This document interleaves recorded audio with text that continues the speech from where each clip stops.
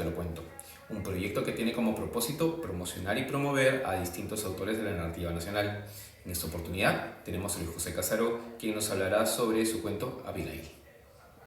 Hola, ¿qué tal? Mi nombre es Luis José Casaro, soy de Trujillo y soy el autor de El Despedador y otros relatos de terror y misterio, publicado por Editorial Nectandra, de Trujillo.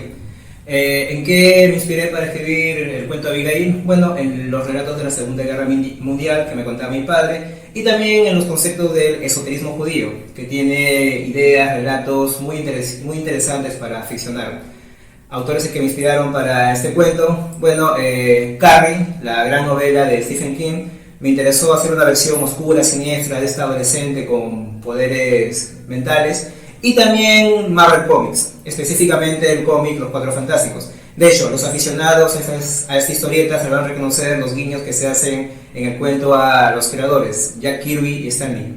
Bueno, sin más preámbulo, con ustedes, Abigail.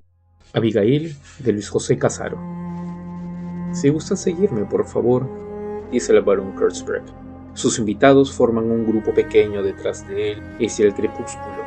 Una rojiza oscuridad se cierne en las afueras y, por la ventana, apenas un rumor de luz se esparce en el suelo. Mientras camina, cruzando las amplias galerías, oye el murmullo acrecentado de los hombres que desfilan a su espalda.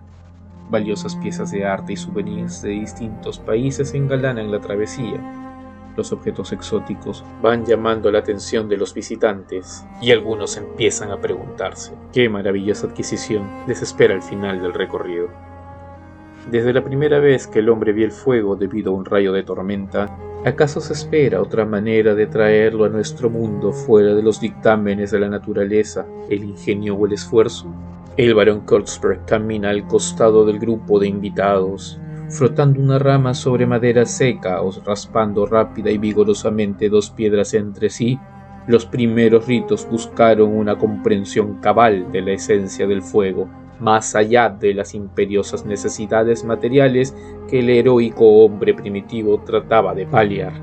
Todo era nuevo, todo era ignoto, y en esa vorágine de deseos físicos que exigían ser aplacados se iba filtrando el aromático vaho del conocimiento secreto, el cual fue recogido por sabios y magos. De pie, frente a un amplio portón, frente a sus comensales, finaliza su discurso. Y fueron estos últimos quienes se adentraron en la vastedad de las llamas, a fin de asimilar cada misterio, cada parte del poder. Entonces la puerta se abre y todos contemplan el monumental cuadro que cubre la mayor parte de la pared en el gran salón. Se trata de un Pentecostés nazi. Los más altos oficiales alemanes, presididos por Hitler, se encuentran recibiendo llamaradas divinas sobre sus cabezas, como si fueran héroes a punto de ser ungidos con un gran poder. Hay una mujer de cabellos oscuros al lado del Führer, cuyos rasgos parecen desentonar con los de los nazis. En medio de la mesa, una menorá, el candelabro judío, parece lucir ridículo frente a los potentes fuegos que irradian los personajes del cuadro. Las hermosas estanterías de libros y el resto de lujosos objetos de aquella habitación se ven absolutamente opacados por la insólita pintura. Asombrados, los invitados vuelven a la mirada hacia el barón Kurtzberg. Solícito, éste les narra el origen de ese cuadro a sus intrigados huéspedes. Polish Fire, fuego divino, también conocido como The Auserwählten, los elegidos, dice el barón, un encargo del mismísimo Führer. Llegó a solicitar la participación conjunta de Adolf Ziegler y Steph Hills, los dos pintores más importantes del Reich. Al final, el trabajo quedó en manos de Herr Ziegler. ¿Quién sabe? Tal vez estar frente a una elección tan difícil de la cual nacería el retrato que inmortalizaría el momento cumbre de su gesta. El Führer decidió confiar en lo que ya conocía. La noche por fin se impone. Los mayordomos se apresuran a encender las luces y, en la recién iluminada estancia, el barón inicia la historia que todos, en silencio, aguardan con atención y curiosidad. Es el año 1939. Repudiada en las asambleas de rabinos y doctos especializados en el estudio de la Torá, Abigail Lieber, mientras recorría las desoladas calles de su ciudad, llegó a la conclusión de que su nación era incapaz de retomar el místico poder que el Creador alguna vez le confió. Ya ni era una nación como tal, orgullosa y rugiente, era apenas una secta marcada por el rechazo y la vergüenza. Se detuvo en la plaza, contempló por largo rato a los niños que jugaban, indiferentes. Teniendo absolutamente todo para imponerse como un faro en las tinieblas, pensó. Su pueblo había proliferado en modos endogámicos, ridículamente rígidos, ocasionando así su natural implosión. En las sinagogas, lugares por excelencia para la interiorización de la cábala, había sido tratada como una vulgar medium por aquellos destinados a proteger la integridad de su pueblo. «Camada de traidores, de ignorantes, de cobardes», dijo para sí misma. ¿Pero acaso no fue durante los momentos donde todo parecía perdido en que los patriarcas y profetas recibieron inspiración del Altísimo y con ello toda fuerza y dominio? ¿Y no abundan en las Escrituras los relatos de personas que sirvieron a los designios de Dios, no obstante cargar sobre sus espaldas el peso de muchos pecados? ¿Qué hubiera hecho Josué en Jericó sin la ayuda de la prostituta Rahab? ¿Quién recordaría a Jonás de no ser por su desobediencia? ¿Quién nombraría a Moisés sin mencionar su vida entre ellos idólatras? El dilema la consumió por unos días. Anduvo en sus cavilaciones argumentando mentalmente en ambos bandos, decidiendo si era una señal divina lo que estaba recibiendo, pues frente a ella un nuevo orden se imponía en la vieja Europa.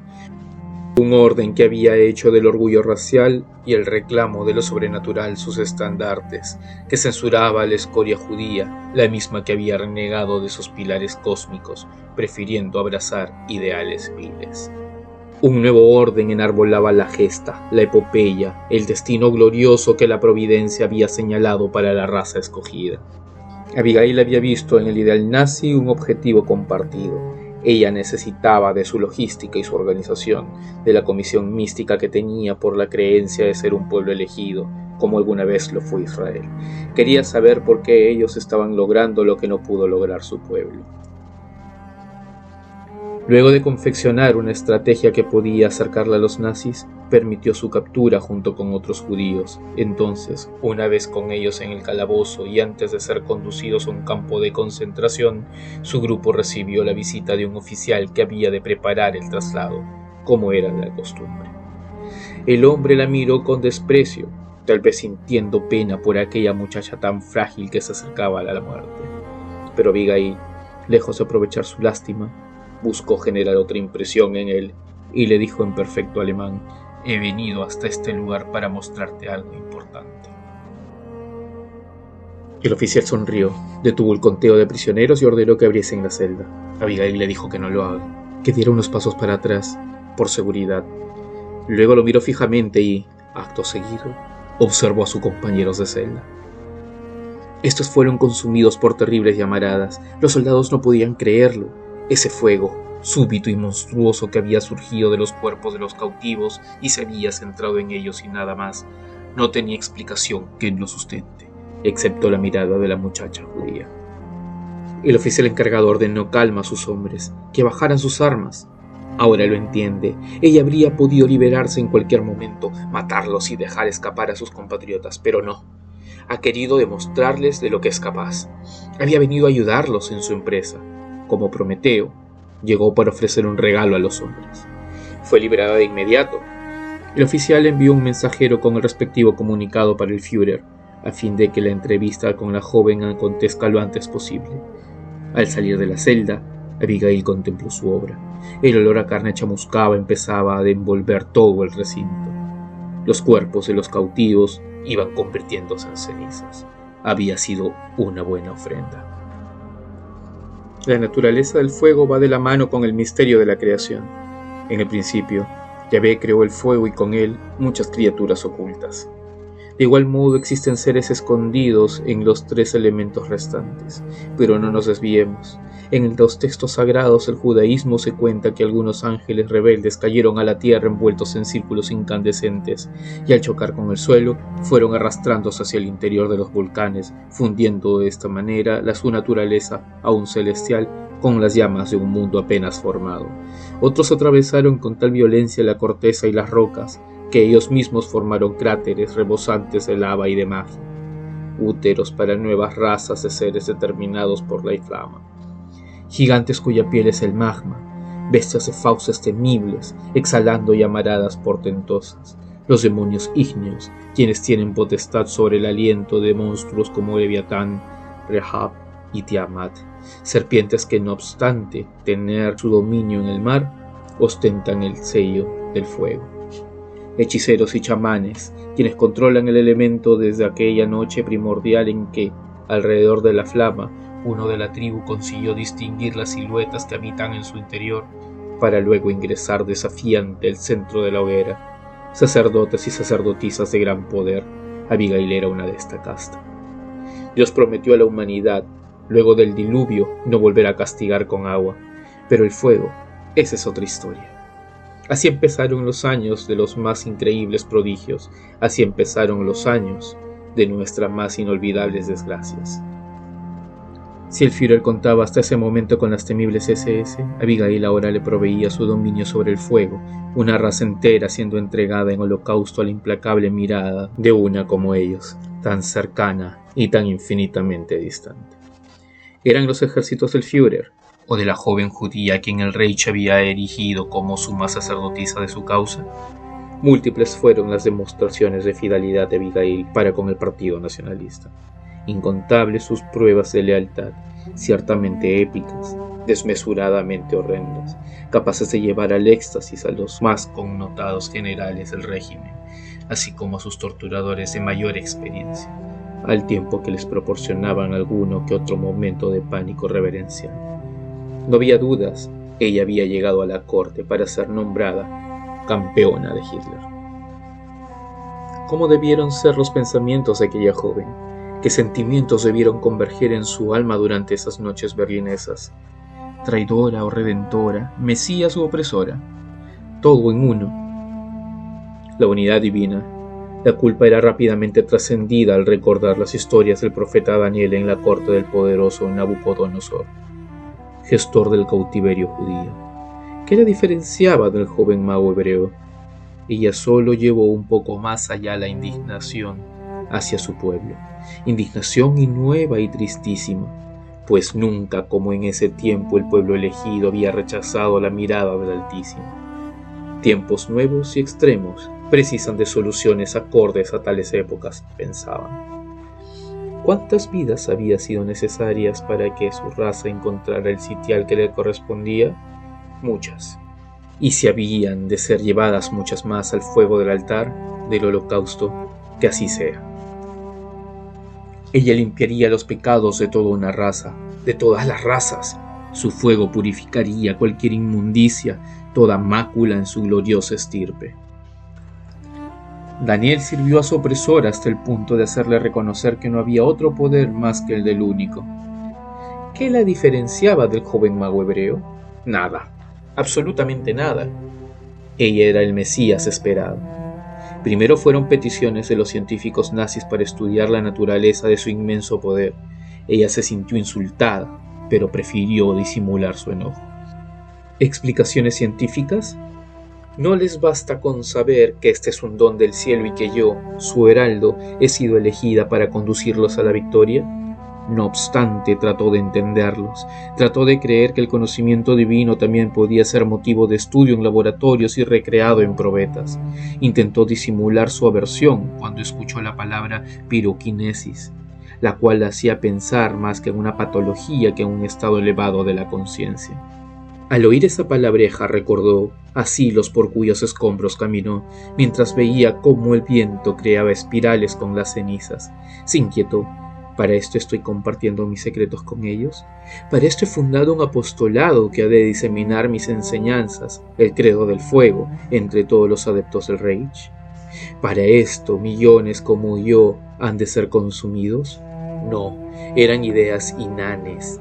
Hasta el apóstol del fuego puede estar expuesto a ellas. Pero las ideas regresaron, justificadas en actos deleznables. Se habló de la humillación del pueblo alemán ante una mujer, ante una bruja judía. Eran simples rumores, pero laceraban. Luego, un extraño aislamiento, en el que ella era el centro de investigaciones fisiológicas que la apartaban cada vez más de las asambleas, donde le interesaba estar.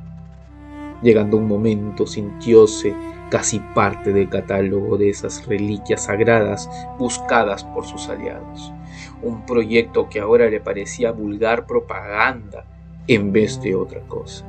Incluso llegó a escuchar que se estaba trabajando en la posibilidad de condensar su poder en recipientes, en mezclas químicas, pues se precisaba una mayor cantidad. Apenas podía creerlo. Dobles carbónicos. Los nazis intentaban crear falsos dioses. Les estaba ofreciendo a estos bárbaros el conocimiento del fuego y ellos solo se preocupaban en la cantidad de cenizas que podía producir. Después vinieron los complots. Sabotaje, traición, deserciones en el interior del Reich. Una nueva implosión. Ocupada como estaba en el refinamiento cada vez mayor del fuego, absorta constantemente en los infinitos hallazgos que su contemplación provee, ella no supo avisorar la llegada del crepúsculo. Pero ya lo había presentido. Reconoció su fracaso, reconoció que aquella raza, al haber recuperado lo que el pueblo elegido había abandonado, también heredó sus vicios y mezquindades. Los nazis pasarían a ser los marginados, la historia se repetía, era un ciclo sin fin.